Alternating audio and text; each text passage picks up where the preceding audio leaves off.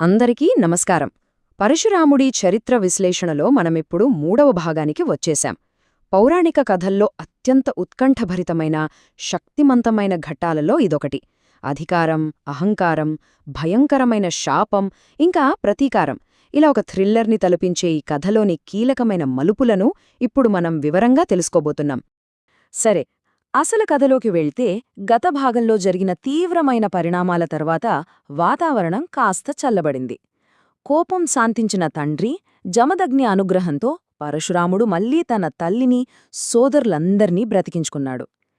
ఇక అంతా ప్రశాంతంగా ముగిసిందని మనం అనుకుంటున్న సమయంలోనే ఈ కథలో అసలైన తుఫాను మొదలు కాబోతోంది.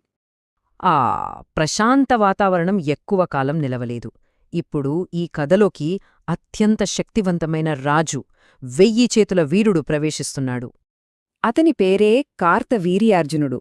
ఇతను సామాన్యుడు కాదు సుమా, వీరాధివీరుడు, హైహయ వంశీయుడు మరియు మాహిష్మతీపురాధీశుడు. అంటే మాహిష్మతి సామ్రాజ్యానికి తిరుగులేని రాజు అనమాట. అతన్ని ఎదిరించేవారు ఆ కాలంలో ఎవ్వరూ లేరు. అంటే అతను ఎంతటి బలశాలియో మనం అర్థం చేసుకోవచ్చు. అతని గురించి ఒక అద్భుతమైన విషయమేంటంటే అతనికి ఏకంగా 1000 చేతులున్నాయి. అవును, అక్షరాల 1000. ఒక్కసారి ఊహించుకోండి, ఒక చక్రవర్తికి 1000 చేతులుండటమంటే అతని శారీరక బలం, యుద్ధ నైపుణ్యం ఏ స్థాయిలో ఉండేవో కదా. ఆ అపారమైన బలమే అతని అహంకారానికి, అతని కథను మలుపు తిప్పడానికి కారణమయ్యింది. అపరిమితమైన శక్తి చేతిలో ఉన్నప్పుడు అది వినాశనానికి ఎలా దారితీస్తుందో వశిష్ఠుడి ఆగ్రహం, ఆయన ఇచ్చిన శాపం మనకు స్పష్టంగా చూపిస్తాయి. అసలు ఈ శాపం ఎలా మొదలైందంటే, ఒకసారి అగ్నిదేవుడు వెళ్ళి తనకు ఆహారం కావాలని కార్తవీర్యార్జునుడి అడిగాడు. అహంకారంతో ఉన్న ఆ రాజు అగ్నికి గిరులు, నగరాలు, అరణ్యాలు, గ్రామాలు, కొండల కింది కుగ్రామాలు అన్నీ ఆహారంగా ఇచ్చేశాడు. ఇంకేముంది, అగ్నిదేవుడు అవన్నీ దహిస్తూ వస్తున్నాడు. రాజు ఆ అగ్నికి కాపలాగా ఉన్నాడు. సరిగ్గా అదే సమయంలో వశిష్ఠుడు ఆశ్రమంలో లేని దొరికిన అవకాశంతో ఆయన ఆశ్రమమున్న అరణ్యాన్ని కూడా అగ్ని దహించసాగాడు.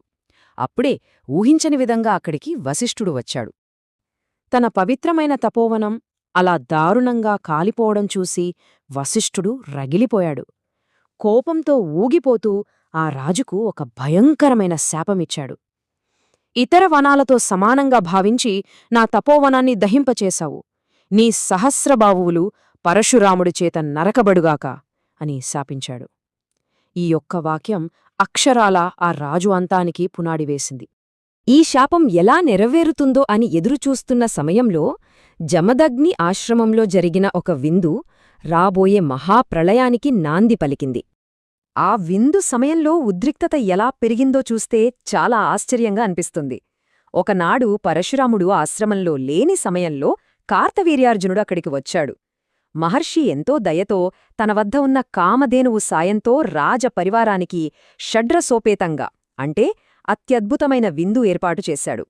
కాని కృతజ్ఞత చూపించాల్సిన ఆ రాజుకు దురాశ పుట్టింది. ఆ పవిత్రమైన గోవును తనకే ఇచ్చేమని మహర్షిని అడిగాడు.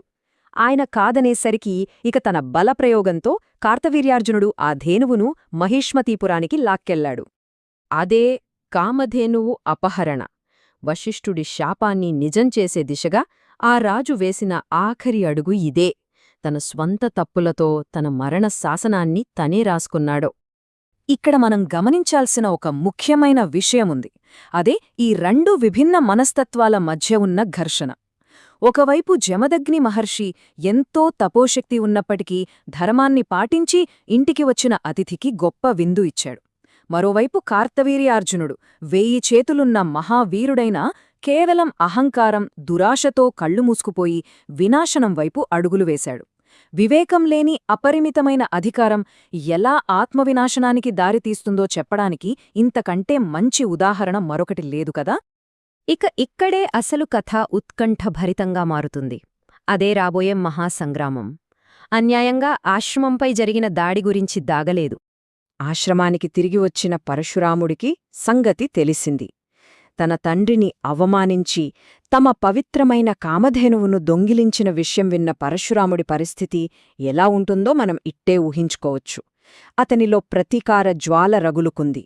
ఇది అక్షరాలా పేలడానికి సిద్ధంగా ఉన్న ఒక టైం బాంబ్ లాంటిది. అసలు ఆగ్రహోదగ్రుడైన పరశురాముడి తదుపరి అడుగు ఏమిటి? 1000 చేతులున్న ఆ మహావీరుడు, మాహిష్మతీ పురాధీశుడు అయిన కార్తవీర్యార్జునుణ్ణి పరశురాముడు ఎలా ఎదుర్కోబోతున్నాడు? వశిష్ఠుడి శాపం ఎలా నెరవేరబోతోంది? ఈ ఉత్కంఠభరితమైన మహాసంగ్రామం గురించి కథలోని తదుపరి ఘట్టాలైన పార్ట్ 4 కావాలి అంటే లైక్ చేసి సబ్స్క్రైబ్ చేయండి. తదుపరి విశ్లేషణలో ఆ మహాసంగ్రామం గురించి వివరంగా